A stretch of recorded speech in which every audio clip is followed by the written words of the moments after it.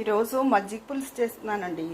పెరుగులో ఇలాగా శనగపిండి వేసుకుని కొంచెం ఒక స్పూను ఉండలు లేకుండా ఇలాగా బీట్ చేసేసుకోవాలి.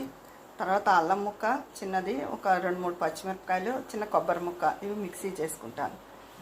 సాధారణంగా నేను ఆనపకాయ ముక్కలు అవి వేయదలుచుకున్న ముక్కలు వేసి పోపు వేసి అందులో వేసి నీళ్లు పోస్తాను. కానీ ఆనపకాయ కొంచెం ముదురుగా ఉంది, అందుకని కుక్కర్లో పెట్టాను. మళ్ళీ చూపిస్తాను. కుక్కర్లో ముక్కలు ఉడికిపోయాయండి. ఇప్పుడు ఇలా ప్యాన్ పెట్టుకుని ఆవాలు, మెంతులు, జీలకర్ర, ఇంగువ పోపు వేయించేసుకోవాలి. ఇంకా ఉడికిన ఈ ముక్కల్ని నీళ్లతో సహా వేసేసుకోవాలి. ఇదిగోనండి, ఇందులో ఆనపకాయ ముక్కలు అవి వేసేసుకున్నాను, వంకాయ, టమాటాను. ఇప్పుడు ఇందులో మజ్జిగ పోసేసుకుంటున్నాను. ఇదిగోనండి, ఒక్క 2 నిమిషాలు మరిగించుకుని కట్టేయాలి.